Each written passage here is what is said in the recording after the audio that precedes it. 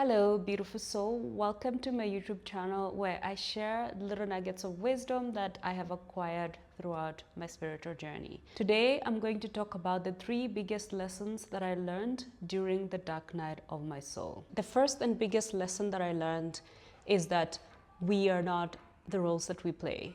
Throughout life, we are always playing roles.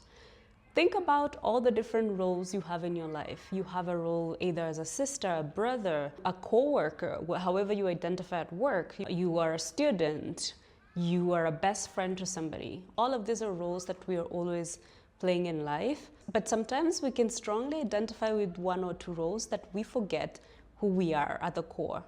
We forget that we are not the role that we're playing. We forget that we are a soul having a human experience. A good example I can think about is high school, where you maybe had to fit in with a bunch of your friends, and maybe you did not agree with some of their behaviors, their actions, and the way they just carried themselves. But because you had to fit in, because you had to survive, you took on an identity, you took on a role because you needed to navigate that world.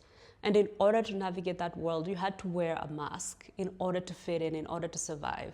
And there's nothing wrong with that. There's absolutely nothing wrong with needing a mask to survive a circumstance, to survive a situation. Sometimes I think you forget that you're not that identity, you're not that role. You're just a soul having a human experience. Prior to my dark night of the soul, I used to strongly identify with a certain trajectory in terms of how I saw myself in the world, in terms of how I identified. I saw myself as this person who's going to do X, Y, Z in the world. I strongly identified with that image that I thought that that's who I was. During the dark night of the soul, I was forced to shed all the identities that I had assumed, the identity used to define myself. I was forced to shed all of those and was forced to confront who I am at the core. And that's when I learned the lesson that I'm not what I do in the world. I'm not the role that I play with my best friend. I'm not the role that I play at work. I'm just a soul having a human experience. What happens is that when you strongly identify with a role, when you strongly identify with a certain image, is that when you lose that role, when you lose that whatever you're strongly identified with, that's when you realize that that's not who you are. Because when you lose it, you start asking yourself like, okay, so if I don't have this person in my life, if I don't have my husband, who am I? If I don't have my job, who am I? When you lose that thing that you're strongly identified with, it's when you realize that you are not that identity to begin with. Every single thing can fall off from your life. All the roles that you're playing can fall off from your life, but you as a soul will remain standing. I think there's a lot of us moving through the world identifying with a job, identifying with the role they play with their friends or with their family, identifying with something that they do in the world and thinking that that's who they are. We play roles in the world in order to navigate this human experience, in order to survive. But at the end of the day, who we are is just consciousness. Who we are is just a soul having this human experience. So that was such a huge lesson for me to learn. The second lesson that I learned is the power of letting go.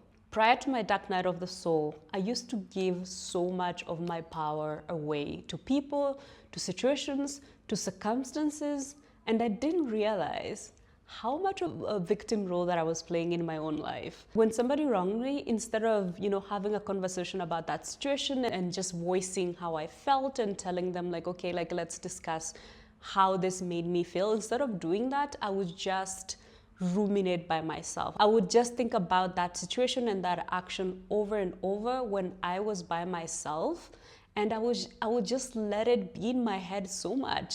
And I would assign a meaning about myself, about my self-worth. I would attach meaning to that action that that person did. And I would just be so miserable by myself. I realized that I needed to address the situation when it happened. But even if that other person didn't hear me, even if I felt like the situation was not resolved, I needed to let go for my behalf. I needed to let go so that it doesn't live in my head rent-free, so that I don't assume a victim role like I don't have power. Because if you're in that situation where you're thinking about that circumstance over and over, and you're thinking about that person over and over, how they wronged you, how much that means about who you are and your self-worth, if you're doing that, you're giving all of your power. You're assuming a victim role, and it's as if that you don't have any power in that situation, right? When that other person, like I said, is probably not thinking about you, or is not thinking about that situation the way you are. That situation is affecting your state of being so much, and that's not a way to live. If your state of being is affected, that you can't even function the way you would like to function in your day-to-day, then it means that your power is gone. Letting go is for your own sake. Letting go is for you, not for the other person, right? And I'm not saying you should let people walk all over you. What I'm saying is that you just let go for your sake, so that your state of being is not affected. Your power is not given to someone else. You can have boundaries, right? You can have boundaries with that person if like your relationship is not going well. You feel like they're not showing up the way you would prefer them to show up. You can have boundaries over that person, right? Biggest thing would be to just let go of that situation and to let go of whatever meaning you're assigning to their action. Let it go from your head. Let it go so that you don't have to carry that weight any longer.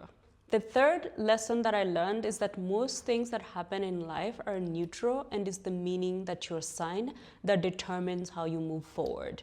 So if something that you don't prefer happens in your reality and you assign it a positive meaning, you're going to feel like you have power. You're going to feel like you have options over that situation. The way you're going to approach it is from a place of power, where you feel like, okay, this just happened, I don't like it, but maybe I can try option A, maybe I can try option B, maybe I can try option C. Because you feel like you have power, it's easy to think outside the box and think about all the options, all the possibilities that you have. But the energy that you're going to bring, it's an energy that's likely to give you a solution moving ahead. But if you assign it a negative meaning, energy that you're bringing is the energy of fear, it's the energy of anxiety, and the type of questions that you will be asking are not empowering questions. You will probably say something like, why is this happening to me? Why me? This always happens to me. You're going to feel like the world is coming to an end, and that you're stuck in that situation forever, and that there's no way you can come out of that situation. That spiraling puts you in a victim mode, where you feel like you don't have any options, where you feel like there's no light at the end of the tunnel, where you feel like that situation is permanent, when it's really not permanent, it's temporary. Most of the thoughts you're going to have are thoughts about your self-worth, thinking that that situation happened because of who you are, because of your self-worth, and because you're not enough, because you're not XYZ. Like, you're just going to have negative thoughts that are not really helpful. And whatever actions that you take will be actions coming out of fear and anxiety, and there probably will be actions of trying to control something. Right? When you're feeling desperate, you're bringing this energy of fear. It's an energy of desperation that wants to control something and wants to stop something from happening.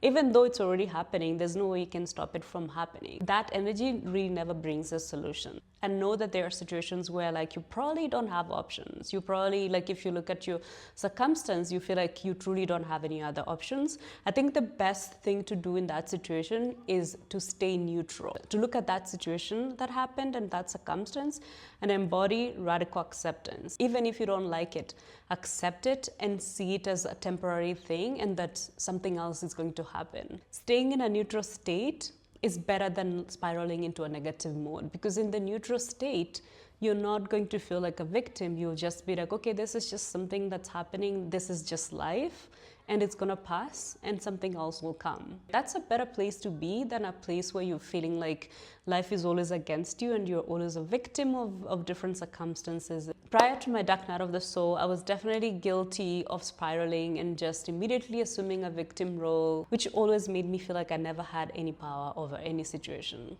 So that was such a huge lesson to learn for me, and it's definitely affected the way that I move through life and the way that I see events in life. Now I just see things as temporary. Whether it's something that I prefer or don't prefer, I always see things as temporary, because that's the nature of life. Sometimes the things that you prefer happen, and sometimes the things that you don't prefer happen. But all of those things are temporary, and they always pass and another thing comes. So if you learn to see things as temporary, assign them either positive or neutral meaning, I think you can move through life with so much grace. Those are the 3 lessons that I learned during my dark night of the soul. If you have been through the dark night of the soul, or you are going through the dark night of the soul, share the lessons that you learned or are learning in the comments so that we can all learn from each other. If this video resonated with you, like it and share it with other people that might find it helpful, and hit the subscribe button for more content like this.